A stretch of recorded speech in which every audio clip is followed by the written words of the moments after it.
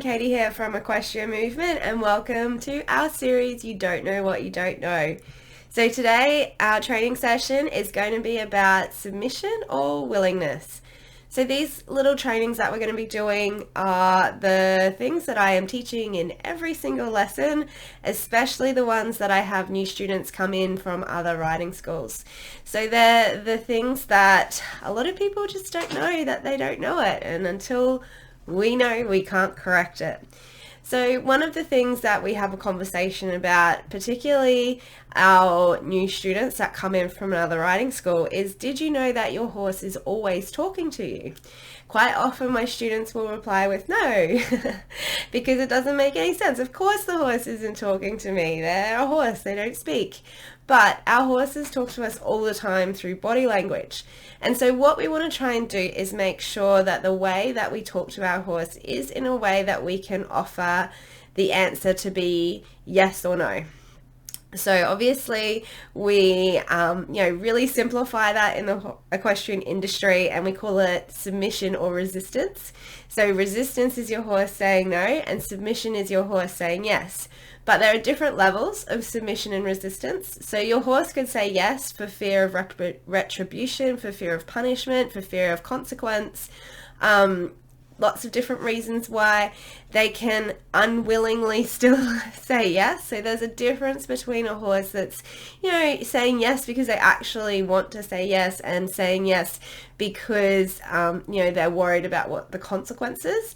And then when it comes to resistance, there's lots of reasons for our horse to say no as well, which is why we have, our values that we work from. First, make sure, the horse isn't in any pain. Eliminate all reasons for no.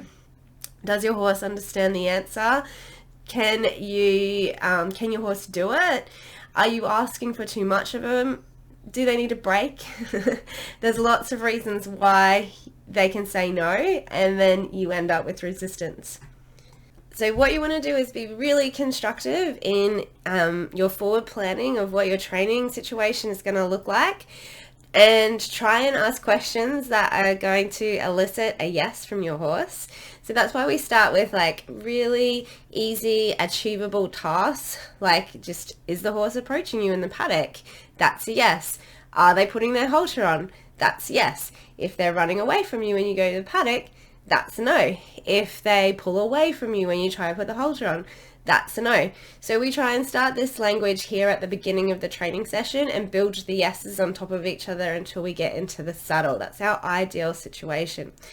Where things start to get a little bit tricky is if we start trying to problem solve the no. So if we can ask yes or no questions, then when we start getting the no answers, then we have to ask, okay, why is it a no? So being able to figure out if the horse doesn't understand, if the horse is in pain, the different reasons for having a no. Obviously that language gets a little bit more complex, and so then we have to be able to read our horse's body language. So one of the first things that I'm going to look at when I get called out to a horse that's showing problem behaviors is to check them over for places of pain. This is something that you kind of do learn from experience. There are some classic points. So you can see here how this horse is responsive to that point in his neck there and saying no, that hurts. There are some really classic points that you start to find when you're working with horses where they show pain. Being able to show pain quite often is the result of how they have been worked or how they have been ridden. And if your horse has pain in particular on this point that this horse just showed, you can end up with some really problematic behaviors in the saddle, like rearing and bolting, because it's that neck pain that is just, really uncomfortable for the horses. And sometimes the only way that they figure out that they can relieve the pain is to just act out in a big behavior. So being able to run your hands over your horse and just palpate their body and be able to test all over and see if there is any responsivity to pressure that is showing points of pain is one reason why you're going to see no in the saddle and when doing other things with your horse. So the other reason, or another reason why I see our horses saying no, is because they haven't been shown how to find the answer. So as the rider trainer, not doing a good job of releasing the pressure and marking the behavior. And then as the horse has been broken in or trained from the beginning, not like having that process rushed where they haven't been shown how to find the consequence of the behavior, how to show like the behavior being marked and cued incorrectly.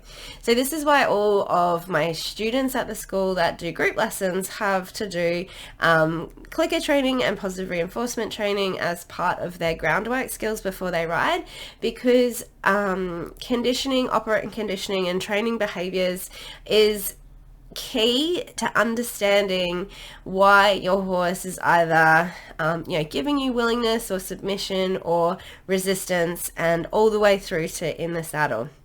So as the rider, as the trainer, you've got to be really good at understanding how you're going to guide the horse into the behavior that you want, how you're going to mark the behavior, and how you're going to motivate them to do it again. So if you take nothing else out of this training, write this down. How are you going to guide the behavior? How are you going to mark the behavior? And how are you going to motivate the horse to do it again? So everything that you do with your horse needs to be, really thoroughly thought through, so that you can clearly lay out this process into a shaping plan or a lesson plan.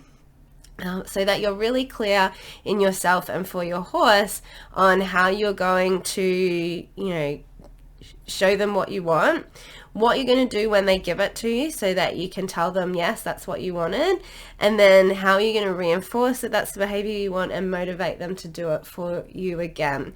So I love doing the clicker training for this. All of my students, when we do clicker training, are like, oh my God, I can't believe how easy this is, how easy it is for the horses to figure this out.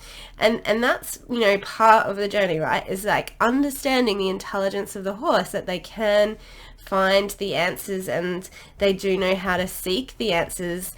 It's when we stop listening to them that they stop trying to communicate to us.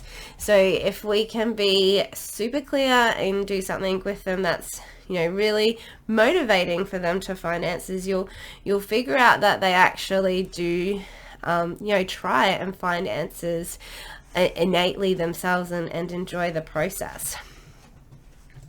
And that's what we do in our holistic horse handling program. Is we have all of the shaping plans, all of the lesson plans that you need for all of the lessons that we do with our horses, so that you don't have to figure it out for yourself. We do the work for you. We're figuring out how you can guide the horse into the behaviors, how you can mark it, and how you can motivate them to do it again. We break down different horse personality types so that you work with different horses differently, and then give you some options for other exercises or how to strip back to your prerequisites if things aren't going well, so that you don't feel overwhelmed, confused, and just walk out of it feeling like, feeling like you're not good enough, feeling like you're a trash horse owner, horse handler, horse trainer, horse rider. Really all it is being able to critically break down how you're going to introduce the behavior to your horse, and then mark and motivate it. And then most importantly, the reflection afterwards. What worked well, what didn't work well, and what are you going to change for next time? Another reason why we see resistance that isn't just your horse being naughty is they can't actually physically do what you're asking them to do. So you can see this with my first training session with Rabbit. He can't actually pick up the right canter lead just yet. And that's what we see, with these kind of more challenging ridden behaviors. So that's what we've been doing with our friend Rabbit. He's been going through our equestrian athlete program probably for maybe about 6 months now, to try and work on balancing and evening him out so that he's tracking up evenly from behind to allow for lift through the shoulders. And you can see now he's able to pick up the correct canter lead on this right lead.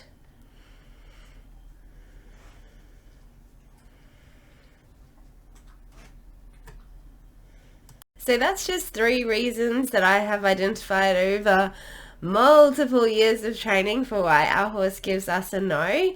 Let us know, what reasons have you found for your horse giving you a no? How have you problem solved your no to try and shift it into a yes, and hopefully not just a yes through submission, but actually a yes because they're enthusiastic and willing and keen and, enjoy learning and enjoy being ridden.